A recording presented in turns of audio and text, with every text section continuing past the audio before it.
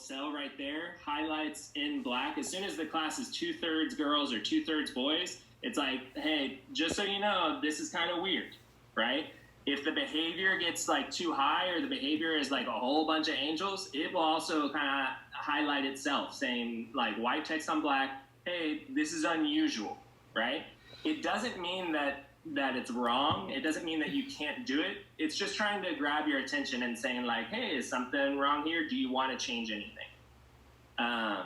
So let's see. We'll zoom in here. The next step on here is step 6, where it says review the class rosters for cells highlighted in this format, white text on black. This indicates there might be a problem with the student's placement, right? So if we go down in our 4th grade example, and we had, for example, a kid that's left, and we put Anne-Marie in class B, and she's an L, it's gonna highlight the fact that they're left and say like, hey, this might be a problem. We might know like, oh no, Anne-Marie actually is ESL and we wanna place her in a non-bilingual class, so this is fine. It doesn't mean you have to fix it. It's just saying like, hey, something might be up here. All right. The next thing is it starts to compare the classes. And I think this will be something that's really helpful as y'all build class lists. And this is something that was like completely impossible before that I think will be pretty cool now.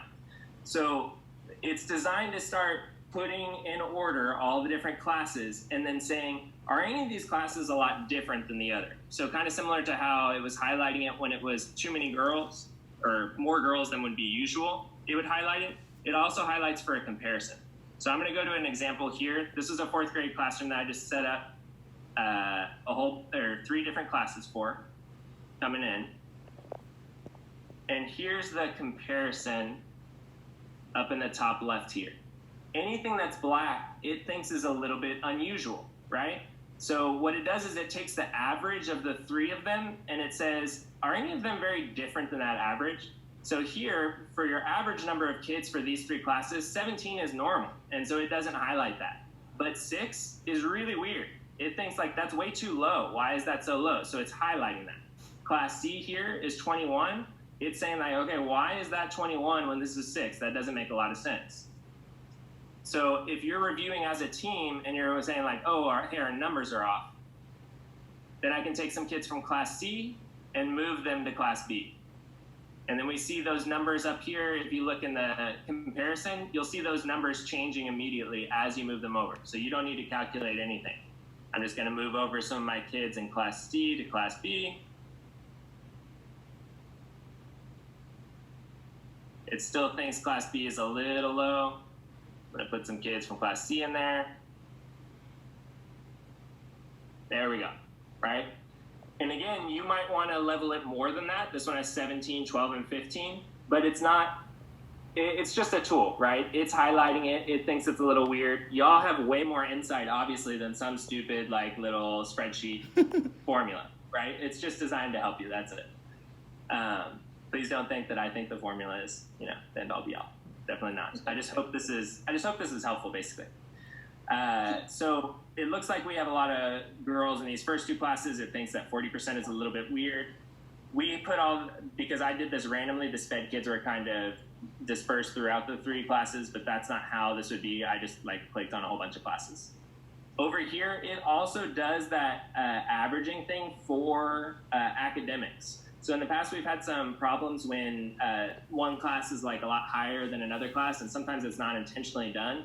This will look out for that for the reading benchmarks, which for the upper grade levels, you're looking at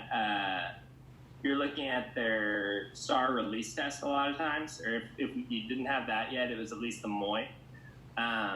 And so these reading benchmarks are pretty similar to these math benchmarks. Again, this one's like a little lower, so you can fix that. But it does think this iStation average, like those, if you take the average of it, they're more than 20% apart. So to have one class where the iStation average is a little below tier 2 and one that it's almost tier 3, it thinks that's probably a little too far apart. So we could go down your average iStation here and put some lower ones in class C or some higher ones in class A. And that that just kind of compares it as you go along. Hopefully that'll be helpful as you're trying to balance the classes. Yes. And like, okay, I want a balanced class for boys and girls. I want a balanced class for reading and for math. And yeah, it's just a tool.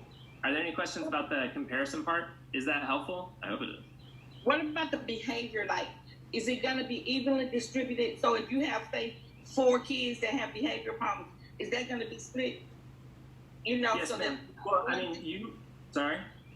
so that there's not, you know, more heavy on the behavior in one class than the other class. Or, Yes, absolutely. So that's in here. grades and stuff, but Right.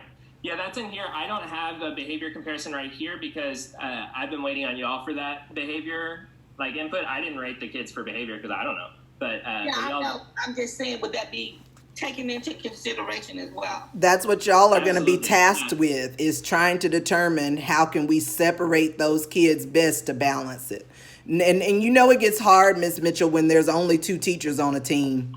It just is. And if the bilingual class is full and all the tier 3s are showing up on the ESL side and you're the ESL teacher, that just by default means we just have to give some more love to that ESL teacher. I mean, it happens both ways every year, but that's not a Norman Sims thing. That's just anybody trying to build a class list at a small school. The bigger your campus is, when I had 10 teachers on kinder my 2 first years, we could spread one of those bad boys out in every room. Everybody was happy.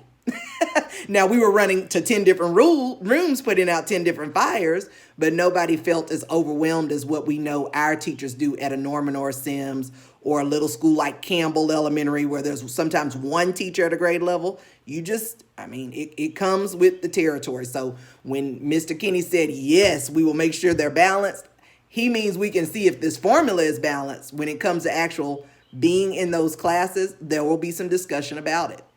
But we want to get the data in first to see what it's looking like, and then dialogue with y'all.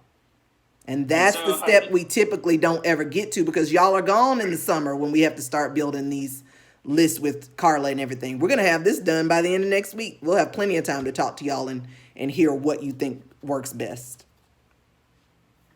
And so, Can I Ms. say Mitchell, I something? put in some just random numbers for you here on the behavior tiers. And so you can see how I calculated right here. The average tier for Class A is 1.5, 1.7, 1.6. If I go in here to Class A and I just start loading them up with Tier 3 kids, Class A, Class A, Class A.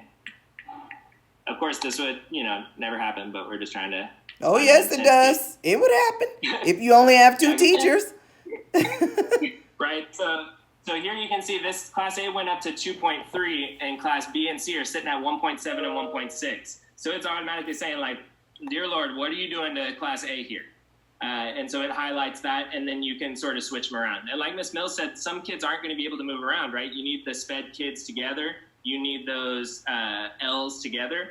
But you can move the kids that aren't in those groups around to try to achieve the best balance we can.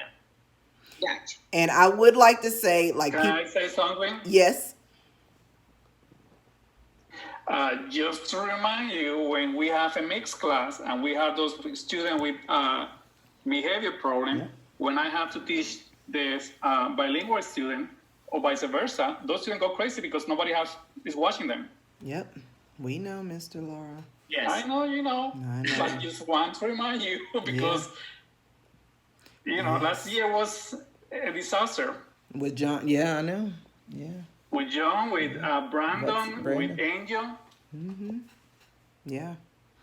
Yeah, and that might be a reason why, for example, as y'all are talking with a team where you're like, I know Class A looks uneven here and it's highlighted, but here's the reason why we did that. Yeah. It would be so helpful if our district, and I know we don't have the money, but like pre-K and kinder, all classes should have a TA, period. All of them.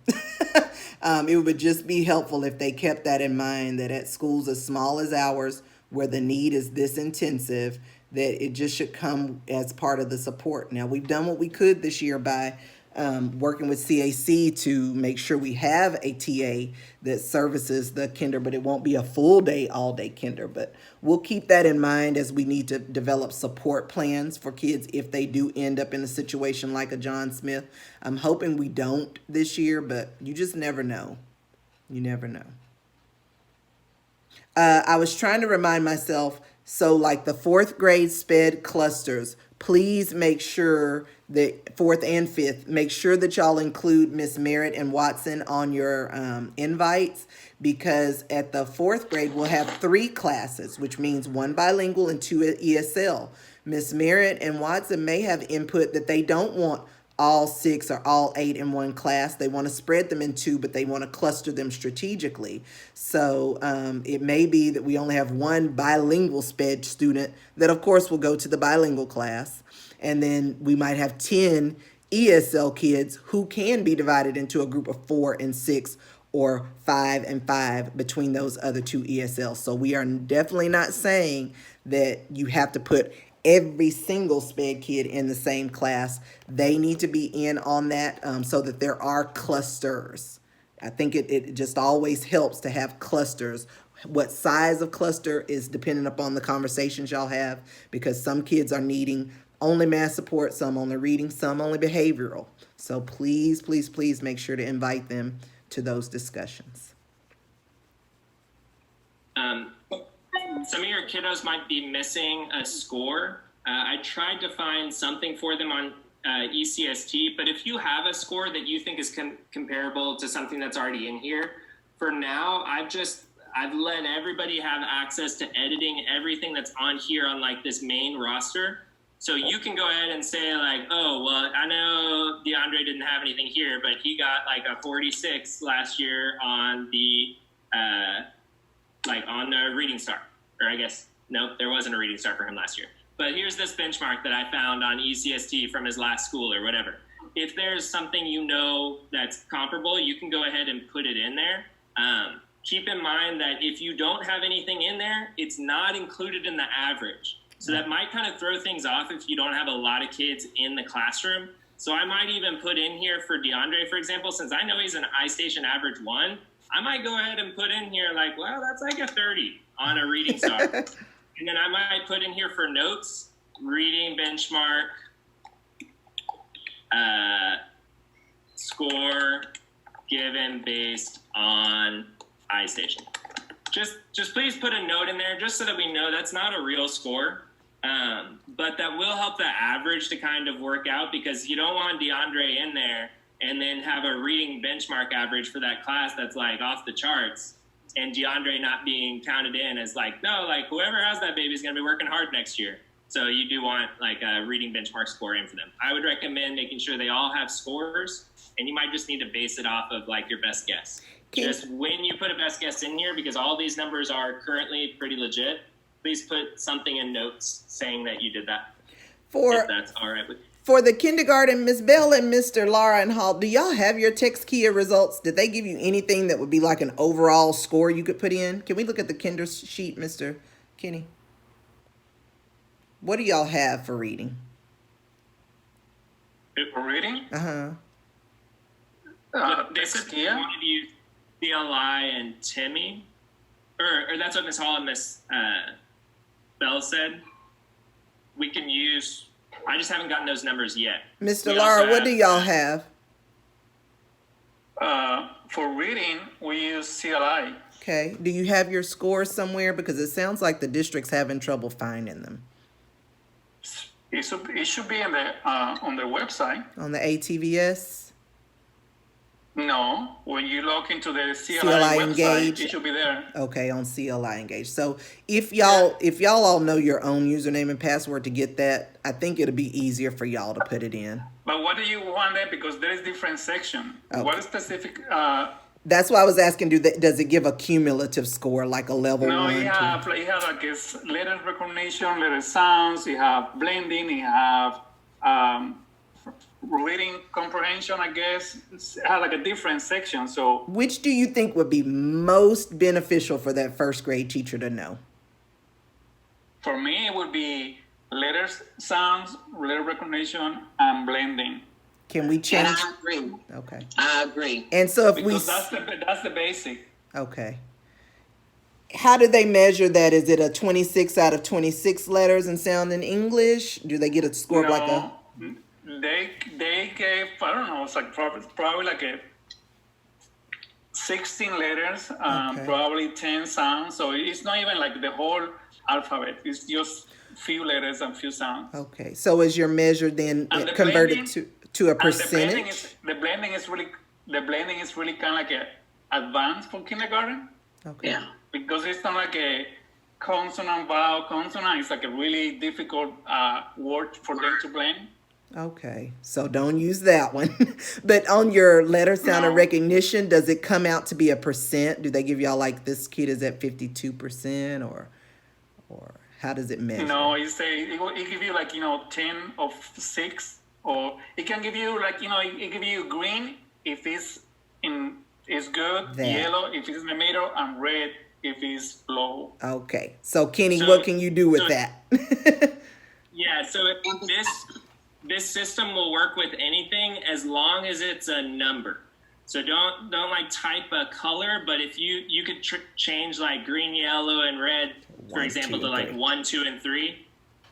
So it can work with percents. If you just want to do the total number out, like let's say it's testing 16 different sounds, you could put a number 1 through 16. It doesn't care what scale it's on, whether it's 1 through 3, 1 through 16, or 0% to 100%. It doesn't care. As long as it uses the same scale all the way down, everything will still work. So you would just need to talk to your team about which number do you want to use. And if they use something like I've seen some things, I think even CLI, I saw something on ECST for pre-K kids, that it was like on track and then like in need of support. And then there was like monitor. You could even turn on track into a 3 and monitor into a 2 and intervention to a 1. As long as it can be turned into a number, then all this comparison stuff will still be able to help you balance the classes. Okay, because good. That was going to be my next question for the pre-K. How do they do theirs as well? The other thing I want you to be aware of is Miss Little has several kids that will be only part-time in her classroom. They need a gen ed class as well. So please make sure y'all include her on those talks for your pre-K and K classes so that we know who does need a homeroom. They need to be counted in that roster for Carla and Miss Espinosa. And any grade levels, if you'd like to talk about what you're using for data, or you want help like inputting it in or how to understand it, please just reach out to me. I'm Yep. happy to help with this. It was Jump on the just Zoom great. call. Don't mind it. For the data that we have for the other grade levels, so pre-K and K, I currently don't have anything. I was waiting on the district to get back to me. Unfortunately, they didn't, but I have the CLI and Timmy waiting there for you. Pre-K, I haven't spoken with you guys yet. This is all pretty new. I actually didn't know that we were going to be doing this for pre-K until a little bit while Yeah. ago. So for Timmy, what do you want for Timmy? Because Timmy have 4 different sections. That's we want y'all to Right. determine one measure, one thing that you think would be good for the first grade teachers to know the same way, and then you created your own little scale, either 1, 2, or 3, or something. So whatever y'all think would be the best piece of information, and just add a note out to the side. We used number, order, and operation or counting 1 to 20 for our measure. And a 1 is like on level, 2 below, above level, 1 above level, 2 below level, and 3 on level. I mean, I'm just making them up, but find a way to measure it, to quantify it. Mr. Kenny, you can continue. I have to jump out because my Zoom call with the furniture people are going to start up. Okay, I think we're done. Yeah, but I've got to leave the meeting like right now. So y'all close out and ask whatever questions y'all want. Thank you, team. Happy Friday. I'll send out the weekly memo and make sure y'all know what's happening next week. Bye. Thanks, Ms. Mouse. I'm not going to end the meeting. I'm going to turn it over to you as the host. Okay. If I can remember. Just so y'all know very quickly, the incoming second graders, so far we only have iStation. That's okay if that's all we end up having. If there's other data that y'all decide you'd like to add. Current first grade teachers, just let me know. Incoming third grade.